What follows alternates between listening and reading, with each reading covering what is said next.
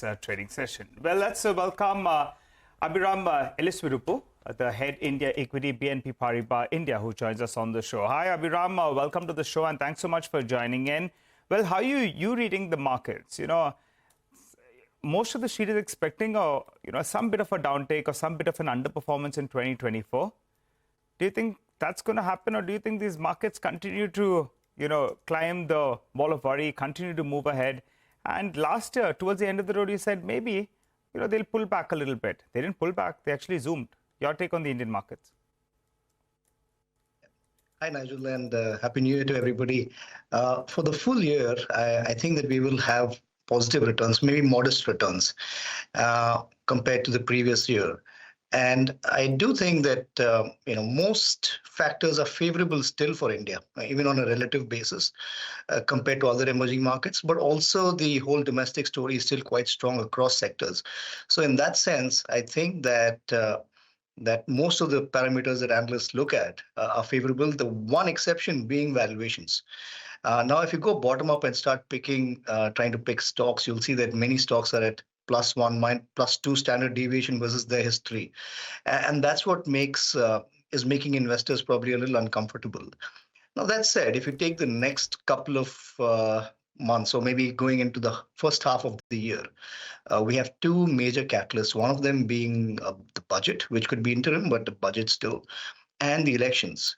And any guidelines or any direction in which it suggests that there's policy stabilization or continued policy stability may lead to further upticks in the market. So I think that we will have moderate returns for the full year, and maybe those returns would be front loaded.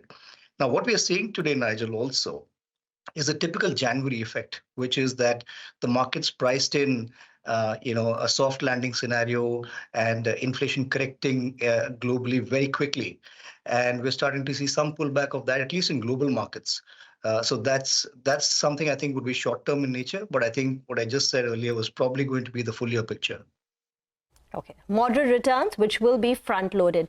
Abhiram, I remember in one of our previous interviews, you said that you're focusing on 4 themes. One is Affluent India, second one financials, the third IT, and fourth capex. Now, on that point about capex, which benefits utilities, defense, railways, etc., we were chatting with one of our guests on Trading Hour from Nuvama, and he said that the government spent about, there was a 30% increase in government capex last year. But it's unlikely to sustain at these levels. So therefore, the government capex spend will come down this year. And private sector capex is also, it appears difficult that it will pick up because the top line growth for many of the companies will not grow to that extent. And therefore, the high valuations appear to price in, or they appear a little on the excessive side if that growth rate doesn't continue. What are your thoughts on this argument made on the capex theme? Yeah, I don't disagree with some of the points made, but then many of the points made also apply to the market as a whole in terms of valuations. What I would instead probably focus on is the sub-segments of that whole capex theme that may still be good.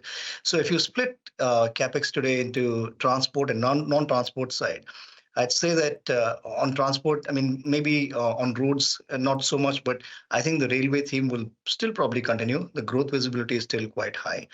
And on the non-transport side, I think power, transmission, those areas are still very strong. Now, what you would expect going into election year is that some of that will tail off. But if you see numbers that are coming out from companies, or what they seem to be telling the street, is that elevated level of order flow will continue. So therefore, I think that even within the whole capex theme, there are pockets which would be interesting, and those will include railways and power-related items, especially on the transmission side.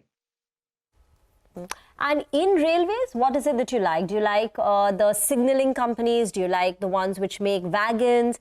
Do you like, the telecom-related arms like RailTel, for instance? In railway, where is it that maximum spend is coming through?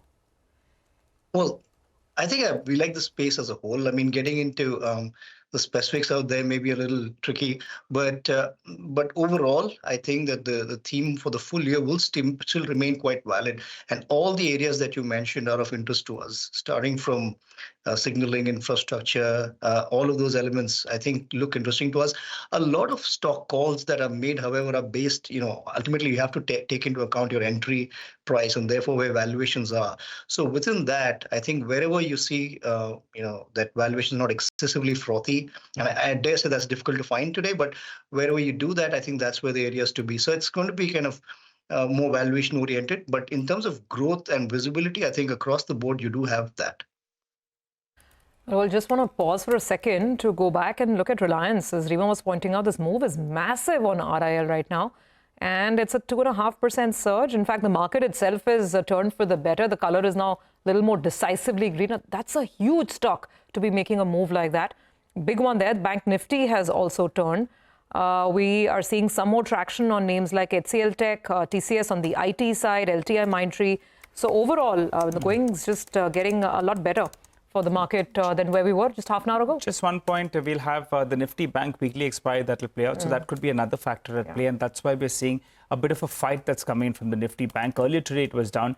But the Nifty Bank, the last 45 minutes will be quite crucial. You've seen a good bounce. You'd like it to get closer to around the 20 DMA because at 47,600 odd, that'll be a bit of a resistance zone going by the kind of call writing we saw yesterday. Absolutely. I mean, for the time being, Nifty Bank has turned, and so have some of these other big stocks. And that is really helping the bulls' case. Abhiram, hi, good afternoon. So, what's the prognosis overall? I'm not talking even about the whole year. These days, I think a few days are long enough. 12 months is a long time out. But in general, given where we stand, I mean, do you have sort of a big trade or a big theme in mind for 2024? If yes, then what would that be? The big trade of 24? When we met a month or so ago, I was thinking that the big theme of the year would be that large caps outperform mid and small caps this year. And that would be based on the fact that mid and small caps have just run up too much. Maybe some of them still holds. Having said that, what I did see that over the holiday period, even large caps have rallied quite a bit. And you see the Nifty as a whole trading close to 22 times forward earnings. It is not the easiest place and easiest time to actually pick stocks, to be fair to you. So I would say that going forward is going to be extremely, stock specific, and looking for pockets of value. And where I do see that today is partly on large banks, especially private sector banks. And why I say that is because I think the whole theme of deposits getting repriced and hence margins being under pressure, maybe behind pretty much more or less. There's also still some support on yields as they start to factor in a higher kind of gearing towards retail and NBFCs and so on. So I feel that retail banks, especially retail-oriented private large banks, may be one space to be.